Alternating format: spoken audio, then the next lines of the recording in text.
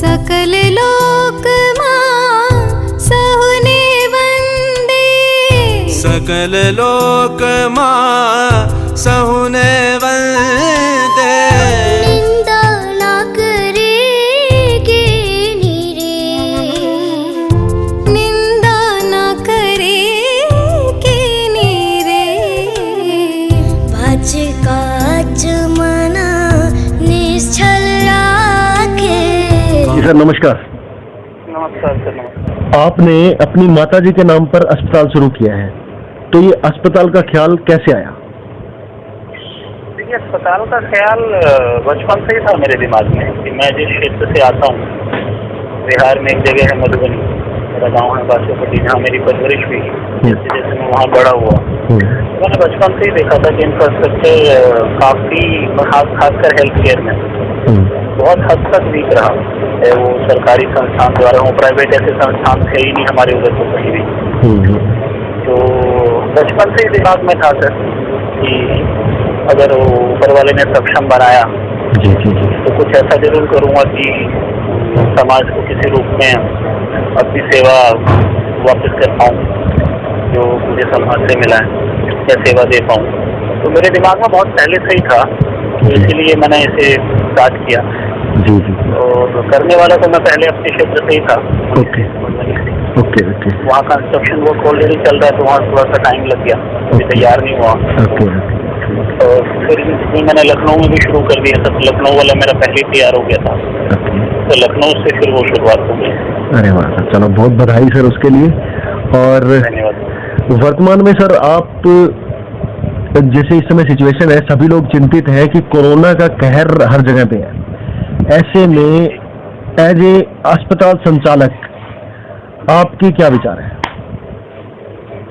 Sir देखिए, problem तो है, बट डरने की जरूरत नहीं है। सरकार हर पल आपके साथ है, हर बार दिशा निर्देश जारी कर ही रही है किस तरीके से रहना है।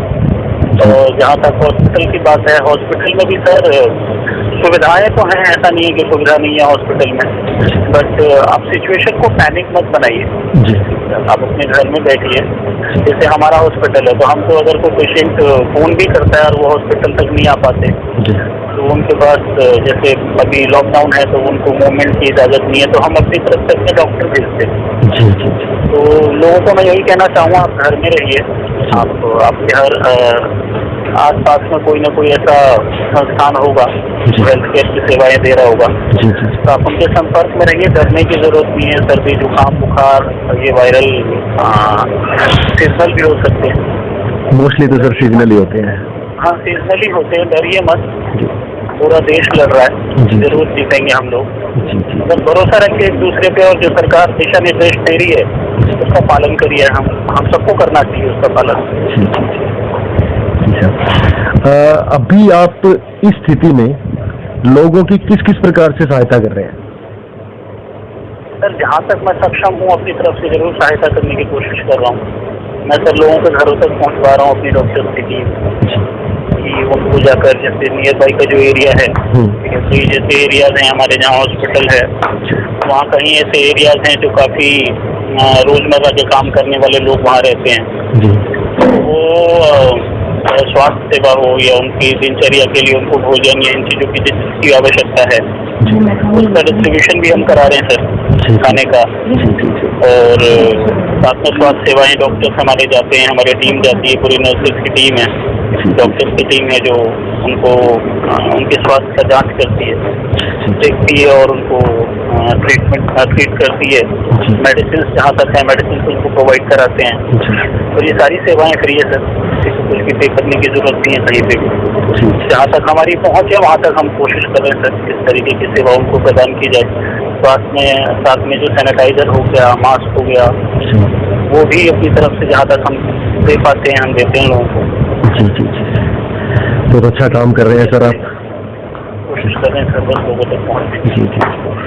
आप पेशे से तो अभिनेता है, फिर ये समाज सेवा का ख्याल कैसे मन में आया आपके? किसी से प्रेरित है क्या? सर अभिनेता भी तो इंसान ही है सर, समाज से आता है, तो समाज से हर वक्त आप ले ही तो नहीं सकते ना। जी जी, बहुत अच्छे। समाज में अगर कोई विकास है तो उस पर नेता भी चलेगा सर, अभिनेता भी चलेगा, रोड बनेगी तो मैं भी चलूंगा सर, आप भी चलेंगे। क्या बात है, तो सही कह किसी रहे अभिनेता का फर्ज कम नहीं होता है, हैं। जी जी सबका फर्ज उतना ही है सर। जी जी जितना आपका है समाज के प्रति उतना ही मेरा है, न मेरा कम है ना आपका कम है। हाँ, तो सर इस समाज ने ही आपको नेता या अभिनेता जो कुछ भी बनाया है जी जी वो समाज ने ही बनाया है। जी जी तो इस समाज के प्रति आपका दायित्व है और उसका निर्वहन करना हर व्यक्ति का कर्तव्य है सर।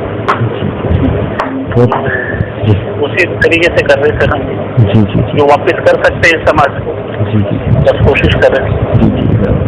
अभी आपने बच्चों के लिए मैंने देखा था क्रिकेट टूर्नामेंट भी कराया था, तो बच्चों के बारे में क्या कहना चाहेंगे? सर एक्चुअली जब मैं बड़ा हो रहा था ना जी तो हमारे पास इस टाइप के लोग सपोर्ट में नहीं थे सर। जैसे हम खुद ही खेलते थे, जी अच्छा खेलते थे बट नहीं पहुंच पाए कहीं खेल की वजह से, क्योंकि हमारे पास वो पहुंच नहीं थी सर, जी जी जी या इस टाइप के लोग नहीं थे जो हमें सपोर्ट कर पाए, या इस टाइप का इंफ्रास्ट्रक्चर डेवलप नहीं था। जी जी जी तो जब मुझे लगा कि मैं इन बच्चों के लिए कुछ कर सकता हूँ, ये अच्छा खेल रहे, जी जी तो उनको सर प्रोत्साहित करने के लिए ये टूर्नामेंट ऑर्गेनाइज कराया गया। वेरी तो हर साल ही कराया जाएगा सर, डिस्ट्रिक्ट लेवल पे, स्टेट लेवल पे। वहाँ से जो बच्चे निकलेंगे उनको कहीं ना कहीं देश में खेलने का मौका मिलेगा, स्टेट लेवल पे, डिस्ट्रिक्ट लेवल पे, स्टेट लेवल पे, क्या पता वो नेशनल भी खेले, तो अच्छा लगेगा सर जी जी कि हमारे योगदान से और हमारे और आपके योगदान से ऐसे अगर बच्चे निकलते हैं हमारे देश से जी जी जो हमारे लिए और हमारे देश के लिए कुछ अच्छा करते हैं और उसमें कहीं ना कहीं हम उनका सहयोग कर सकते हैं, तो ये सबसे बड़ी खुशी है सर। जी, सच में बहुत बड़ी चीज़ है। बिकॉज हम अपनी उम्र में जैसे हम भी खेलते थे तो क्या होता था कि हम खेलते अच्छा थे लेकिन हमें राइट ट्रैक का नहीं पता था, बस अपना खेल के और आ जाते थे। बहुत अच्छे अच्छे प्लेयर्स भी शायद निकल सकते थे, लेकिन ऐसी परिस्थितियां आप जैसे लोग नहीं देते थे उस वक्त में।